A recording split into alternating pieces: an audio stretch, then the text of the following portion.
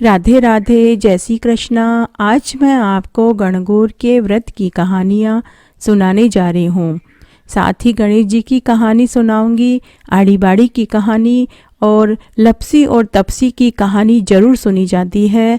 अगर सभी कहानियाँ सुनने के बाद में लपसी और तपसी की कहानी नहीं सुनी जाती है तो कहते हैं कि व्रत और कहानियों का फल पूरा नहीं मिलता है। तो सबसे पहले हम गणेश जी की कहानी सुनेंगे। गणेश जी की कहानी। एक बार गणेश जी एक छोटे से बालक के रूप में चिमटी में चावल और चमची में दूध लेकर निकले। वे हर किसी से कह रहे थे कि कोई मेरी खीर बना दो, कोई मेरी खीर बना दो। एक बुढ़िया बैठी थी। उसने कहा, ला बेटा, मैं बना देती हूँ। वह छोटा सा बर्तन चूल्हे पर चढ़ाने लगी। तब गणेश जी ने कहा, दादी माँ, छोटी सी भगोनी मत चढ़ाओ। तुम्हारे घर में जो सबसे बड़ा भगोना है वह चूल्हे पर चढ़ा दो। बुढ़िया ने वैसा ही किया और फिर चूटी का चावल और चमची का दूध भगोने में डाल दिया। जैसे ही भगोने में चम्मच भर दूध और चींटी का चावल डाला तो वह भगोना पूरा भर गया। गणेश जी ने कहा, दादी माँ, मैं नहाकर आता हूँ। खीर तैयार हो गई। बुढ़िया के पोते पोती खीर खाने के लिए रोने लगे। बुढ़िया ने कहा, गणेश जी, आपके भोग लगाना है। और ऐसा कहकर उसने कटोरी भर कर खीर अपने पोते पोतियों को दे दी। पड़ोसन ऊपर से देख रही थी। बुढ़िया ने सोचा कि यह चुगली कर देगी तो उसे भी बुढ़िया माई ने एक कटोरा भरकर खीर पकड़ा दिया। बेटे की बहू ने चुपके से एक कटोरा खीर लिया और खा लिया और चक्की के नीचे छिपा दिया। अब भी गणेश जी नहीं आए। बुढ़िया को बहुत भूख लग रही थी। बुढ़िया ने एक कटोरा खीर का भरा और किवाड़ के पीछे बैठकर बोली, जय हो गणेश जी महाराज की जय, आपको भोग लगाना है। और खीर खा लिया। तभी गणेश जी वहां आ गए। बुढ़िया ने कहा, आजा रे गणेशा, खीर खा ले, मैं तो तेरी ही राह देख रही थी। गणेश जी ने कहा, दादी माँ, मैंने तो खीर खा ली। बुढ़िया ने कहा, कब खाई? गणेश जी ने कहा, जब तेरे पोते पोती ने खाई तब खाई, जब तेरी पड़ोसन ने खाई तब खाई, जब तेरी बहू ने खाई तब खाई, और जब तूने खाई तब तो मेरा पेट पूरा ही भर गया। बुढ़िया ने कहा, बेटा, और सारी बात तो सच है, पर मेरी बहू बिचारी का तो नाम ही मत लेना। वो तो बिचारी सुबह से काम पर लगी हुई है, उसने तो अभी तक खीर खाई ही नहीं है। गणेश जी ने कहा, चाकी के नीचे देख, झूठा कटोरा पड़ा है।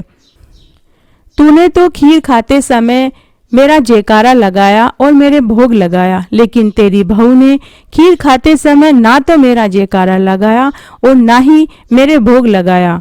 बुढ़िया ने कहा, बेटा, घर की बात है, घर में ही रहने दो। अब बताओ, बची हुई खीर का क्या करूं? गणेश जी ने कहा, पूरी नगरी को जिमा दो। लोगों को न्योता दिया। सारी नगरी हंसने लगी और बोली, कल तक तो इसके यहाँ खाने के फाके थे और आज आई है खीर जिमाने। फिर भी लोग आए और ठाठ से खीर जिम कर जाने लगे। नगरी जिमा दी, फिर भी भगोना पूरा खीर से भरा हुआ था। राजा को पता लगा तो बुढ़िया को बुलवाया और पूछा, क्यों बुढ़िया, भगोना भरा खीर का तेरे घर अच्छा लगेगा या मेरे महल में? बुढ़िया ने कहा, राजा जी, आप ले लीजिए। राजा ने खीर का भरा हुआ भगोना महल में मंगवा लिया। खीर का भगोना महल में आते ही कीड़े मकोड़े बिच्छू कंसले में बदल गया और दुर्गंध आने लगी। राजा ने कहा, बुढ़िया माई, तू तेरा खीर का भगोना वापस ले जा, जा, मैंने तुझे दिया। बुढ़िया ने कहा, राजा जी, आपने पहले भी कभी मुझे कुछ नहीं दिया। यह खीर का चरा तो मुझे मेरे गणेश जी ने दिया है। बुढ़िया ने खीर का भगोना वापस ले लिया। जैसे ही बुढ़िया ने खीर के भगोने के हाथ लगाया तो वह वापस सुगंधित खीर में बदल गया।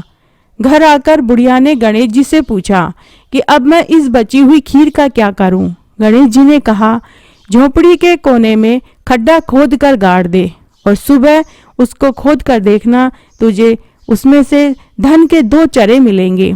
ऐसा कहकर गणेश भगवान अंतर्ध्यान हो गए। जाते समय बुढ़िया की झोपड़ी को लात मार गए तो झोपड़ी सुंदर महल में बदल गई। लालची बहू सुबह जल्दी उठी और पूरे घर को खोद दिया, लेकिन उसे कहीं भी धन का चरा नहीं मिला। बहू ने कहा, सासू जी, आपके गणेश जी तो झूठ बोलते हैं। सास ने कहा, बहू, मेरा गणेश झूठ नहीं बोलता, ला मैं देखूं। सास ने सुई लेकर खोदना शुरू किया। तभी उसे टन टन की आवाज आई। सास ने मिट्टी हटाकर देखा तो धन के 2 चरे निकले। बहू ने कहा, सासू जी, आपके गणेश जी तो सच में सच बोल रहे थे। सास ने कहा, गणेश जी तो भावना के भूखे होते हैं। तो हे गणेश जी, जैसा तुमने बुढ़िया को दिया वैसा सबको देना, कहानी कहने वाले को, सुनने वाले को और हुकारा भरने वाले को। घटती हो तो पूरी हो तो परवान चढ़े, भूले बिसरे नाम तेरे भंडार में भरे। गणगौर की कहानी। राजा ने बोए जो चना और माली ने बोई दूब। राजा के जो चने बढ़ने लगे और माली की दूब घटती जा रही थी। माली को लगा कि कुछ तो गड़बड़ है, इसलिए उसने छुपकर निगरानी रखी। जब वह छुपकर देख रहा था तो उसने देखा कि छोटी छोटी लड़कियां उसके बाग में से दूब तोड़ रही थी। माली को गुस्सा आया तो माली ने उन लड़कियों को डांटा और उन लड़कियों में से एक लड़की की चुनरी छीन ली। लड़कियां माली से विनती करने लगी और बोली कि हे माली बाबा, हमको हमारी चुनरी वापस दे दो, हम तो यहाँ से दूब ले जा रहे हैं। यह दूब हम गणगौर की पूजा करने के लिए ले जा रहे हैं। इसके बदले में हम आपको गणगौर का पाटा दे देंगे। माली उन्हें दूब ले जाने देता है।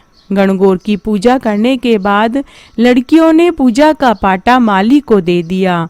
माली ने वह पाटा अपनी मालन को दे दिया। मालन ने वह पाटा ओबरी में ले जाकर रख दिया। शाम को माली का बेटा आया और बोला कि माँ भूख लगी है। माँ ने कहा, बेटा, ओबरी में लड़कियों का पूजा का पाटा रखा है, उसमें कुछ खाने की सामग्री भी है, जाकर ले ले। माली के बेटे ने कमरा खोलना चाहा, लेकिन कमरा नहीं खुला। बहुत कोशिश करने के बाद भी जब कमरा नहीं खुला तो वह गुस्से में दरवाजे को जोर जोर से पीटने लगा। तभी उसकी माँ वहाँ आ गई। बेटे ने कहा कि माँ, दरवाजा नहीं खुल रहा है। तो मालन बोली, तेरे से एक ओबरी का दरवाजा नहीं खुलता, तू पराई जाई को कैसे ढाएगा। मालन ने टीकी में से रोड़ी निकाली, आंखों की कोर से काजल निकाला, नखों में से मेहंदी निकाली, हथेली में लेकर सबको घोड़ा और ओबरी के दरवाजे पर छींटा मार दिया। ऐसा करते ही ओबरी का दरवाजा खुल गया। अंदर देखा तो ईसर और गणगौर बैठे थे। ईसर जी ने बहुत सुंदर वस्त्र पहने हुए थे और गोराजी मांग सवार रही थी। ओबरी में अन्न धन के भंडार भरे थे। माली के बेटे मालन और माली ने ईसर और गणगौर के सुंदर दर्शन करे। हे गणगौर माता, जिस प्रकार माली के परिवार को दर्शन हुए उस प्रकार सबको देना।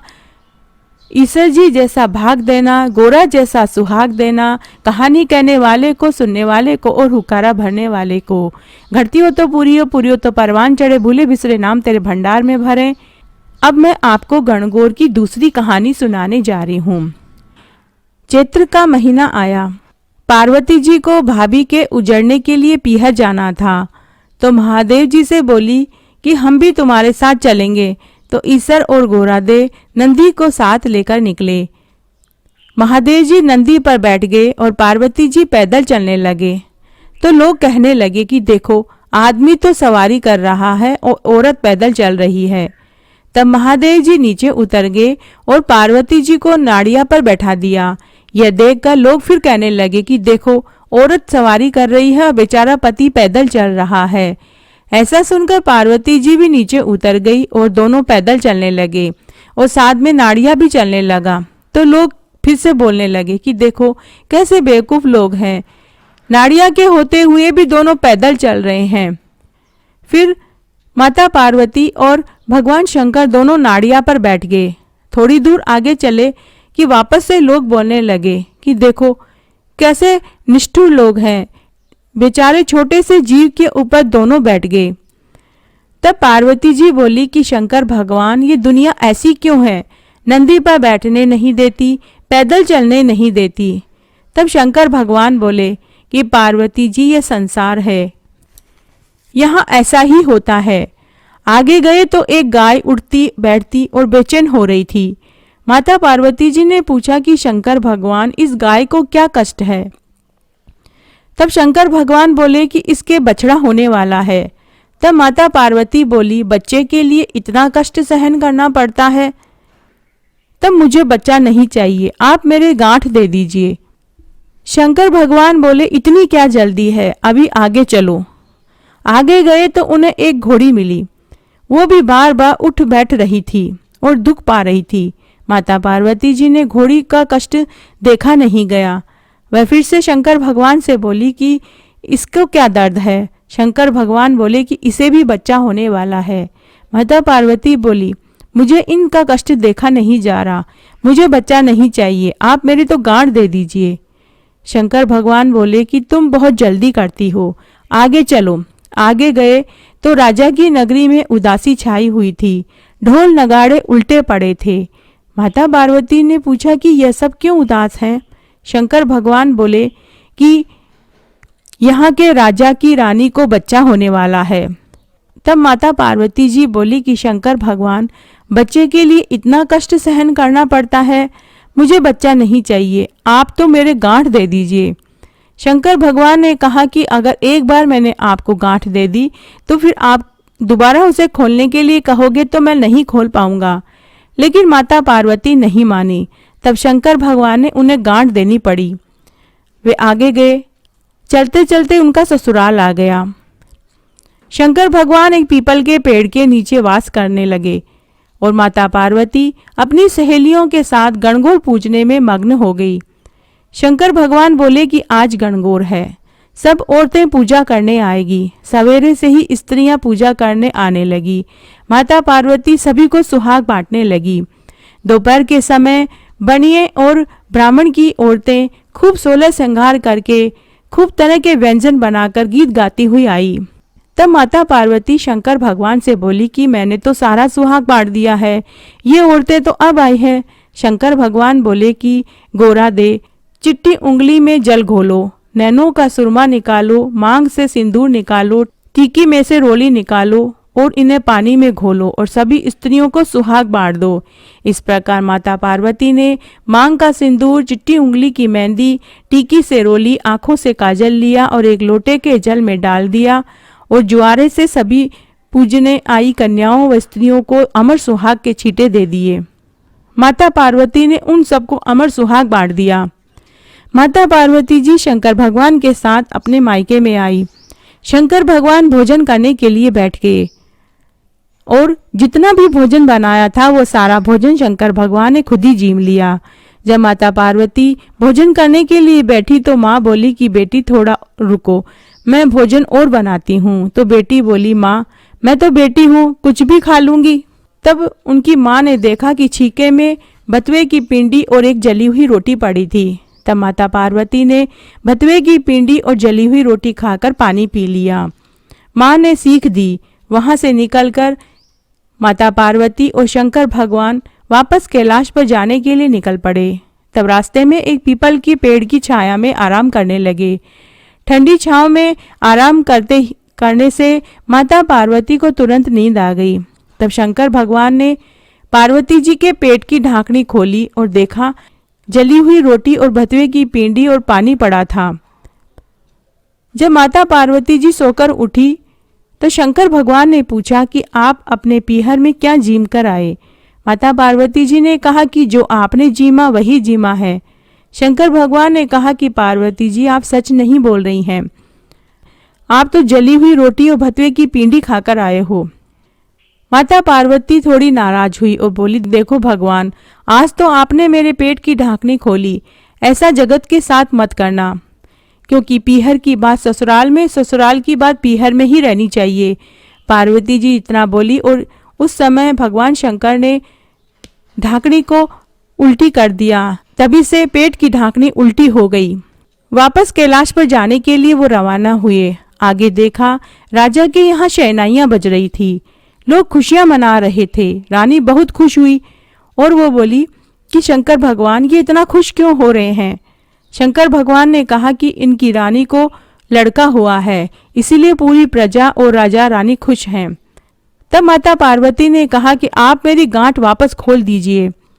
शंकर भगवान ने कहा, पार्वती जी, मैंने पहले ही कहा था, एक बार मैं गांठ बांध दूंगा तो वो खुलेगी नहीं। आगे गए तो घोड़ी के भी बच्चा हो चुका था और वह अपने बच्चे को जीभ से चाट रही थी और बहुत प्रसन्न हो रही थी। पार्वती जी ने देखा तो वो पूछी कि ये इतनी खुश क्यों है। भगवान शंकर ने कहा कि घोड़ी को बच्चा हुआ है, इसलिए वो इतनी खुश है। तब माता पार्वती ने कहा कि आप मेरी गांठ खोल दीजिए, मुझे भी बच्चा चाहिए। शंकर भगवान बोले कि गांठ तो नहीं खुलेगी। आगे गए तो आगे गाय भी अपने बच्चे को जीभ से चाट रही थी और बहुत खुश हो रही थी, और उस गाय की मालकिन भी बहुत खुश हो रही थी। पार्वती जी सोचने लगी कि जानवरों को बच्चे होने पर इतनी खुशी होती है तो मनुष्य को तो पता नहीं कितनी होती होगी। और वो फिर से भगवान शंकर से बोली कि आप मेरी गांठ खोल दीजिए, पर शंकर भगवान कुछ नहीं बोले। थोड़े दिनों बाद पार्वती जी ने अपने मेल का एक पिंड बनाया और उसमें प्राण फूंक दिए, और उन्होंने उसका नाम गणेश रखा। और उन्होंने कहा कि तुम यहाँ बैठो, मैं स्नान करके आती हूँ, कोई भी अंदर आए तो उसे आने मत देना।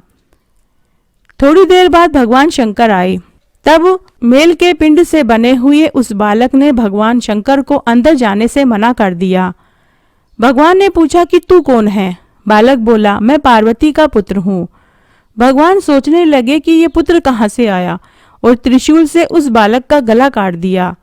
तभी वहां माता पार्वती आ गई और बोली कि भगवान, आपने मेरे पुत्र को मार दिया, आप इसे अभी इसी वक्त जीवित कर दीजिए।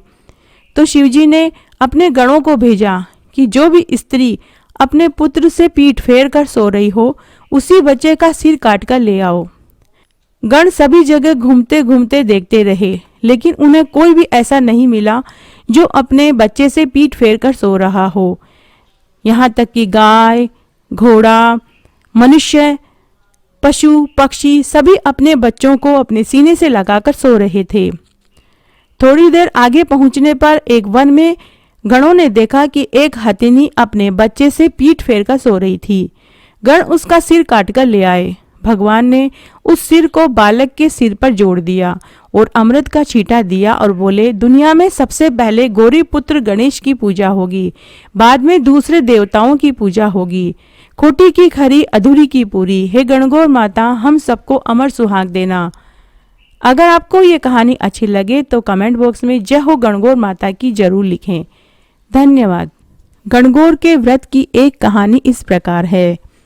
एक समय भगवान शंकर, माता पार्वती और नारद जी के साथ पृथ्वी पर भ्रमण के लिए निकले।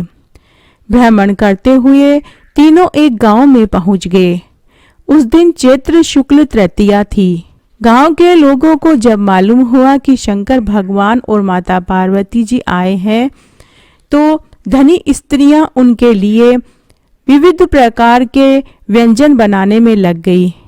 इस कारण कुलवंत स्त्रियों को भगवान का दर्शन करने के लिए आने में देर हो गई। दूसरी ओर अकुलीन अर्थात निर्धन घर की स्त्रियों ने जिस प्रकार वो थी, उसी स्थिति में थाल में हल्दी, चावल, अक्षत और जल का लोटा लेकर शिव और पार्वती जी की पूजा करने के लिए आ गई। अपार श्रद्धा और भक्ति में निमग्न उन अनभिजातीय स्त्रियों को पार्वती जी ने पहचाना तथा उनकी भक्ति रूपी वस्तुओं को स्वीकार कर लिया। उन सब के ऊपर पार्वती जी ने सुहाग रूपी हल्दी का छींटा दे दिया। इस प्रकार माता गौरी से आशीर्वाद प्राप्त करके वे औरतें अपने अपने घर चली गई। उसके बाद कुलवंत स्त्रियां 16 श्रृंगार और नाना प्रकार के 56 व्यंजनों को सोने के थाल में सजा करके आई। तब भगवान शंकर ने शंका व्यक्त करते हुए कहा कि पार्वती जी, आपने सारा सुहाग और प्रसाद तो साधारण स्त्रियों में ही बांट दिया, अब इन सब को आप क्या दोगे? तब पार्वती जी ने कहा कि आप इन सब की चिंता मत कीजिए, उन्हें केवल ऊपरी पदार्थों से निर्मित रस दिया है। इसलिए उनका सुहाग धोती से रहेगा, परंतु इन लोगों को मैं अपनी अंगूठी चीरकर रक्त सुहाग रस दूंगी, जो मेरे समान ही सौभाग्यशाली बन जाएगा। जब कुलीन स्त्रियां शिव पार्वती का पूजन कर चुकी तो देवी पार्वती जी ने अपनी उंगली चीरकर रक्त को उनके ऊपर छिड़क दिया और कहा कि तुम सब वस्त्राभरणों का परित्याग कर माया मोह से रहित हो तथा तन मन और धन से पति सेवा करना, अखंड सौभाग्य की प्राप्ति होगी। भवानी का ये आशीर्वाद वचन सुनकर तथा प्रणाम करके कुलीन स्त्रियां भी अपने अपने घर लौट आई तथा पति परायण बन गई। छिड़का हुआ खून जिसके ऊपर जैसा पड़ा था उसने वैसा ही सौभाग्य प्राप्त कर लिया। इसके पश्चात पार्वती जी ने पति की आज्ञा से नदी में जाकर स्नान किया, बालू का महादेव बनाकर पूजन किया, भोग बनाया तथा प्रदक्षिणा करके बालू के 2 कणों का प्रसाद किया। पार्वती जी ने मस्तक पर टीका लगाया। उसी समय उस पार्थिव लिंग से शिवजी प्रकट हुए तथा पार्वती जी को वरदान दिया। तब भगवान शंकर ने माता पार्वती जी से कहा कि आज के दिन जो स्त्री मेरा पूजन तथा तुम्हारा व्रत करेंगी उनके पति चिरंजीवी रहेंगे तथा साथ ही उन्हें मोक्ष प्राप्त होगा। पार्थिव शिव यह वरदान देकर अंतर्ध्यान हो गए। तत्पश्चात माता पार्वती जी नदी तट से चलकर उस स्थान पर आई जहां पर पतिदेव तथा ऋषि प्रवर नारद को छोड़कर गई थी। अतः शिव ने विलंब होने का कारण पूछा तो माता पार्वती ने उत्तर दिया कि मेरे भाई और भावज नदी के किनारे मिल गए थे। उन्होंने मुझसे दूध और भात खाने तथा ठहरने का आग्रह किया। इसी कारण हे नाथ मुझे आने में विलंब हो गया। ऐसा सुनकर अंतर्यामी भगवान शंकर स्वयं दूध भात खाने के लिए चल दिए। पार्वती जी ने जब समझा कि ढोल की पोल खुल जाएगी तो वह अधीर होकर पति से प्रार्थना करने लगी। शंकर भगवान के पीछे पीछे चलते माता पार्वती ने जब नदी की ओर अवलोकन किया तो एक सुंदर माया का महल दिखाई दिया जिसमें शिवजी के साले और सरहज विद्यमान थे। ये लोग जब वहां पहुंचे तो उन लोगों ने अगवानी की, आदर सत्कार किया और तीसरे दिन सुबह पार्वती जी के द्वारा चलने के आग्रह को ठुकरा दिया। इससे देवी काफी कुपित हुई और अकेली ही राह लेने लगी। तब मजबूर होकर महादेव जी को भी उनका अनुसरण करना पड़ा। नारद जी भी उनके साथ हो लिए। तीनों चलते चलते काफी दूर निकल आए। सायकाल होने पर शिवजी ने बहाना बनाया कि मैं तो तुम्हारे मायके में अपनी माला ही भूल आया हूँ। इस पर पार्वती जी माला लाने के लिए तैयार हुई, किंतु शिवजी ने पार्वती जी से कहा कि तुम यहीं ठहरो, नारद जी जाकर माला लेकर आ जाएंगे। जब नारद जी वापस उसी स्थान पर पहुंचे तो वहां महल का कोई नामो निशान नहीं था और न ही कहीं माला दिखाई दे रही थी, बल्कि घोर अंधकार में हिंसक पशु विचरण कर रहे थे। इस अंधकारपूर्ण डरावने वातावरण को देख नारद जी आश्चर्य में पड़ गए। तभी वहां अचानक बिजली के चमकने से वृक्ष पर टंगी हुई माला दिखाई दी।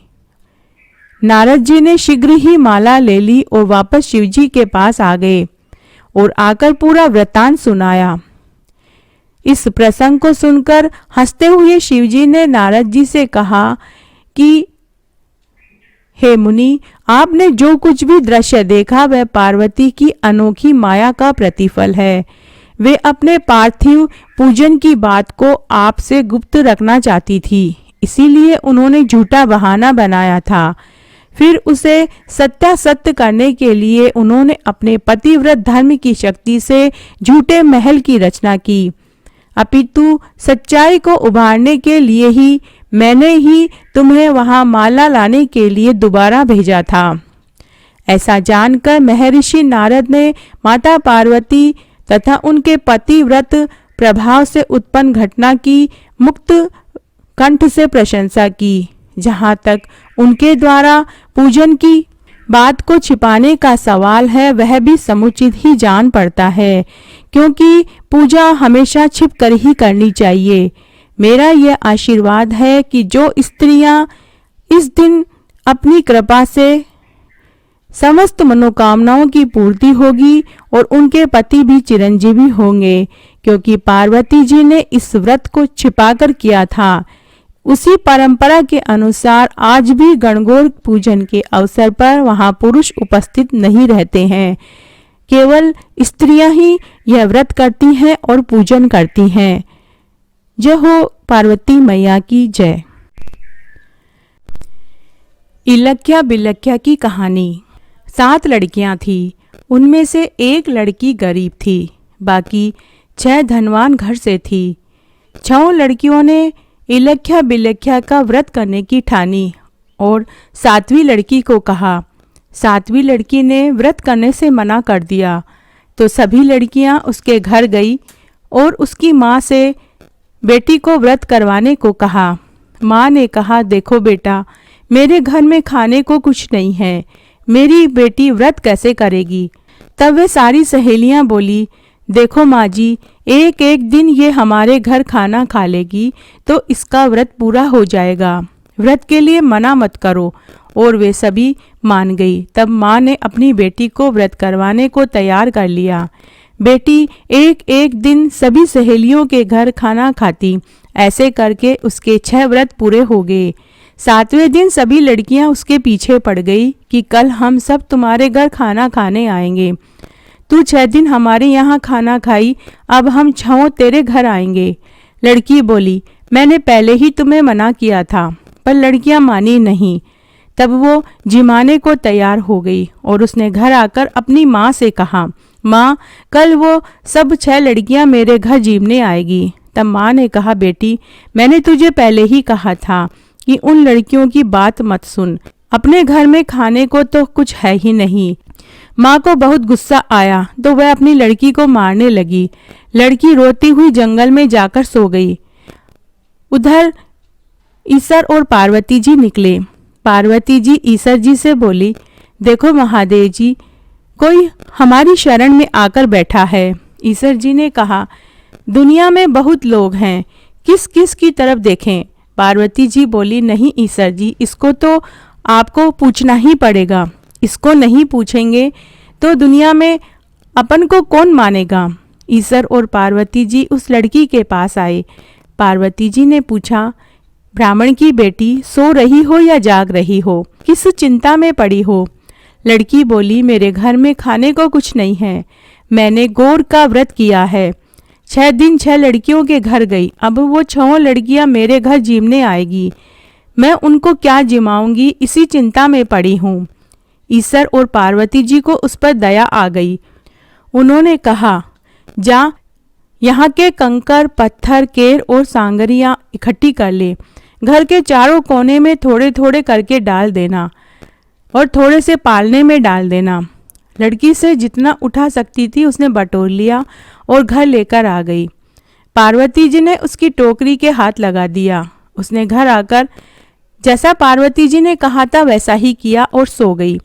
सवेरे माँ बेटी से पूछने लगी कि अब हम तेरी सहेलियों को क्या जिमाएंगे। बेटी कहने लगी, माँ, कमरा खोल कर देख लो। माँ ने कमरा खोला तो वो चकित रह गई। वहाँ हीरे मोती जगमग कर रहे थे और पालने में कंवर सो रहा था। माँ ने कहा, बेटी, यह सब कहाँ से लाई। बेटी बोली, माँ, ईसर और पार्वती जी ने मेरे ऊपर कृपा करी है, भगवान मुझ पर प्रसन्न हो गए हैं। माँ उनमें से एक हीरा बाजार में लेकर बेच आई और उससे वो सारा सामान खरीद लाई और उसने रसोई बनाई। सारी लड़कियां जीमने आई और देखा तो उस लड़की के घर में तो बहुत ठाट बाट हो रहे थे। जब शाम तक लड़कियां घर नहीं गई तो उन लड़कियों की माताओं को चिंता हुई और वो मन ही मन सोचने लगी कि लड़कियां भूखी बैठी होंगी, क्योंकि वो जिसके यहाँ खाना खाने गई है वो लड़की तो बहुत गरीब है। तो उन 6 लड़कियों की माताएं अपने घर में से थोड़ा थोड़ा खाना लेकर उस गरीब लड़की के घर पहुंच गई। वहां जाकर देखा तो लड़कियां आनंद से खेल रही थी। सभी लड़कियों की माताएं पूछने लगी कि इस लड़की के घर में इतना सब कुछ वैभव कैसे हुआ, कल तक तो ये निर्धन थी, आज इसके यहाँ इतना वैभव धन दौलत कहाँ से आया। तो निर्धन लड़की ने कहा कि मेरे ऊपर तो ईश्वर और गोरा जी प्रसन्न हुए हैं। उसने फिर सारी बात बता दी। ऐसा सुनकर उनमें से एक सहेली की माँ के मन में ईर्ष्या हुई, तो वो भी अपनी बेटी से बोली कि तू भी खूंटी तानकर जंगल में चली जा और ईश्वर और गणगौर से अपने लिए धन मांग ला। तो बेटी बोली कि माँ, भगवान भूखे को तृप्त करता है, धाये हुए को नहीं। पर माँ नहीं मानी। आखिर बेटी को मानना पड़ा। वह जंगल में जाकर खूंटी तानकर सो गई। ईश्वर जी उसके सपने में आए और बोले कि बेटी, तू सो रही है या जाग रही है? बेटी बोली, चिंता में हूँ, मैंने लड़कियों को जीवने बुलाया है, पर मेरे घर में कुछ नहीं है। तो ईश्वर जी ने कहा कि सुबह उठकर बगीचे से केर और सांगरियां और कंकर पत्थर ले जाना। उसने सुबह का इंतजार नहीं किया। वो उसी समय उठी और बगीचे से कंकर पत्थर और केर सांगरियां भरकर घर ले आई और उसने माँ को ले जाकर दे दिया। माँ को कहा कि लड़कियां जीवने आएगी तो इन केर और सांगरियों को उबाल कर रख देना। लड़कियों को जीवने के लिए बोलने गई। लड़कियां कहने लगी कि तूने तो पहले ही जिमा दिया था, अब दोबारा क्यों जिमा रही है? तो वो मानी नहीं और बोली कि नहीं, तुम तो मेरे यहाँ जीवने आना। माँ ने केर और सांगरी उबालने के लिए चढ़ा दी। जैसे ही लड़कियां खाने के लिए आई तो माँ ने ढक्कन खोल कर देखा तो उसमें सांप बिच्छू पड़े थे। वो घबरा गई और ब्राह्मण की बेटी के पास जाकर पूछने लगी कि तुम्हारे घर में तो धन हो गया, लेकिन मेरे घर में सांप बिच्छू कैसे हो गए? तो उस निर्धन लड़की की माँ बोली कि भगवान भूखों के ऊपर टूटते हैं, धाये हुए के ऊपर नहीं। लड़की की सहेली माजी के पैर पकड़ ली तो माजी बोली कि मेरे पैर मत पकड़ो, आप ईश्वर और गोरा के पैर पकड़िए। वो उसी समय जंगल में गई और वहाँ ईश्वर जी और पार्वती जी के चरणों में पड़ गई। तब ईश्वर भगवान ने कहा, तेरे धन में से आधा धन उस निर्धन ब्राह्मण की बेटी को देना, तभी मैं ये सारी माया समेटूंगा। वो घर आई और ईश्वर जी और पार्वती जी को गालियां देती गई, कोसती गई और आधा धन दे दिया, लेकिन फिर भी उसके घर में से सांप और बिच्छू नहीं गए। वो वापस ईश्वर और पार्वती जी के पास आई। तब ईश्वर और पार्वती जी ने कहा कि तेरे मन में अभी भी कपट भरा हुआ है, तू निष्कपट भाव से आधा धन दे, तभी वो सारी माया हम समेटेंगे। सुई में से सुई और धन में से आधा धन देगी, तभी हम सांप बिच्छू खत्म करेंगे। वह वापस घर आई और निष्कपट भाव से उसने आधा धन उस निर्धन ब्राह्मण की बेटी को दिया। तब भगवान उसके ऊपर प्रसन्न हुए और तभी उसके घर में से सारी माया भगवान ने समेटी। जब भी इलख्या और विलख्या की कहानी का व्रत करते हैं तो इसके उद्यापन में 6 कुंवारी लड़कियों को और 1 विवाहित स्त्रियों को जिमाया जाता है और 8वां साठिया जिमाना चाहिए। दाल और चावल नहीं खाना चाहिए। आलू की सब्जी, पूड़ी, खरबूजा, केर, सांगरी, केरी, इमली आदि खाने चाहिए। इसके अंदर मूंगफली, गन्ना, अंगूर, तरबूज, ककड़ी, दाल, चावल, सुपारी, पान नहीं खाना चाहिए। तो इस तरह इलख्या और विलख्या की कहानी भी सुननी चाहिए। धन्यवाद। गणगौर की सभी कहानियों के साथ में आड़ी बाड़ी की कहानी जरूर सुननी चाहिए। तो आइए आड़ी बाड़ी की कहानी सुनते हैं। आड़ी बाड़ी सोनारी बाड़ी, जिमे बैठी कान कुंवारी काई पूजय, दशा माता की बाड़ी पूजय, दिहारी बाड़ी की बाड़ी पूजय, गजानन भगवान की बाड़ी पूजय, सूरज भगवान की बाड़ी पूजय, विष्णु भगवान की बाड़ी पूजय, मावस की बाड़ी पूजय, एकादशी भगवान की बाड़ी पूजय, सत्यनारायण भगवान की बाड़ी पूजय, तुलसी माता की बाड़ी पूजय, पथवारी माता की बाड़ी पूजय, धर्मराज जी की बाड़ी पूजय, पोपाबाई की बाड़ी पूजय, राम लक्ष्मण सीता माता की बाड़ी पूजय, विश्राम भाव जी की बाड़ी पूजय, संतोषी माता की बाड़ी पूजय, 33 करोड़ देव देवताओं की बाड़ी पूजय। बाड़ी पूजा से काई होवे, अन्न होवे, धन होवे, लाज होवे, लक्ष्मी होवे, लाभ होवे, सिद्धि होवे, रिद्धि होवे, साईं जी को साथ होवे, पूता को भरतार होवे, पोता होवे, दोइता के लिए खीर खांड रांधे, पोता बहू के लिए राबड़ी रांधे, खाटी लागे राबड़ी, मीठी लागे खीर, चढ़ी चढ़ाई लेखी आई, गोरी ढूंढ विनायक, ढूंढना बड़ा भांडना, सोना का ढाकना, रिमता झिमता दूध से रांध्या, बहू परोसे सासू जी में, सासू परोसे बहू जी में, सासू खाटल्या बहू पाटल्या, मंदरिया मंदराली बात, गले टके का हार, आ बात कठे की है, अमूल्या की डाल की कहवे, सरोवर की पाल की कहवे, अन्न के आटे की कहवे, जल के लोटे की कहवे, तुलसी के क्यारे की कहवे, चार भाई बहन की कहवे, जो मिला तो नगर नोता है, नगर न बन पावे तो 12 मन का लाडू करे, 12 मन का लाडू न बन पावे तो 1.5 मन का लाडू करे, 1.5 मन का लाडू न बन पावे तो 1 मन का लाडू करे, 1 मन का लाडू न बन पावे तो 12 महीने की बात लेकर 12 सेर का लाडू करे, 6 महीने की बात लेकर 6 सेर का लाडू करे,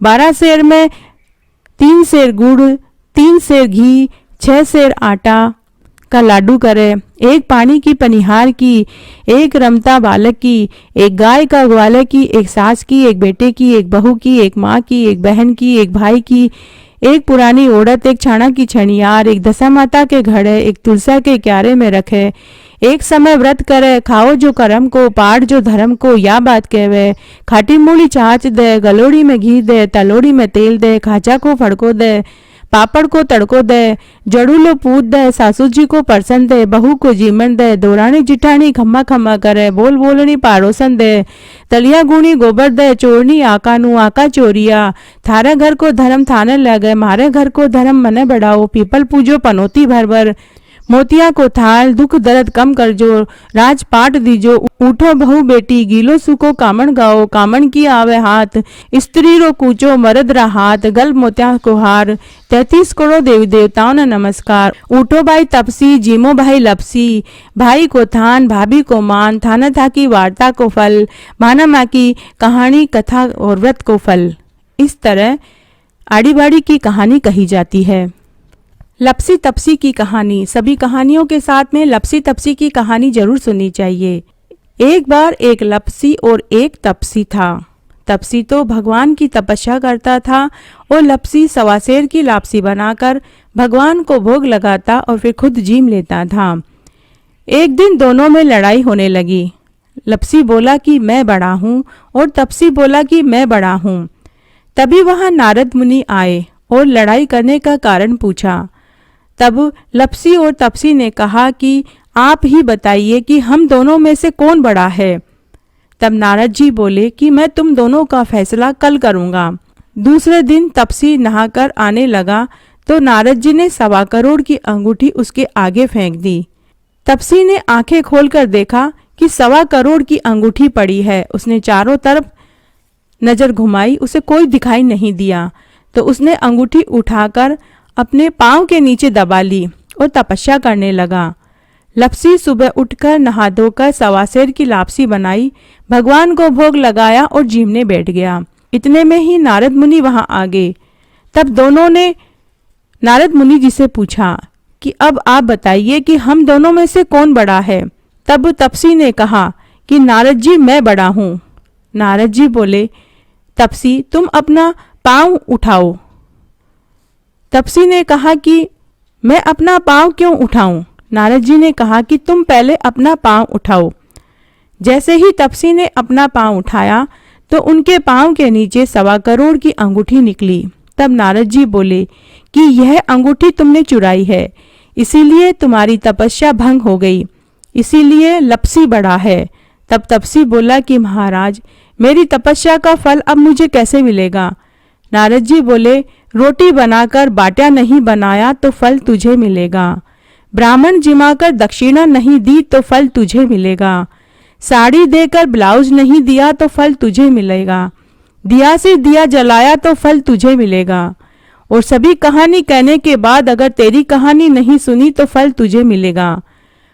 उसी दिन से सभी कहानियों के साथ में लपसी और तपसी की कहानी जरूर सुनी जाती है। धन्यवाद। घटती हो तो पूरी हो तो परवान चढ़े, भूले बिसरे नाम तेरे भंडार में भरे। तो इस तरह आज मैंने आपको गणगौर पर सुनी जाने वाली सभी कहानियां सुनाई। आशा करती हूँ आपको ये कहानियां जरूर पसंद आएगी। अगर आपको ये कहानी अच्छी लगे तो कमेंट बॉक्स में जय हो गणगौर माता की जरूर लिखें। धन्यवाद।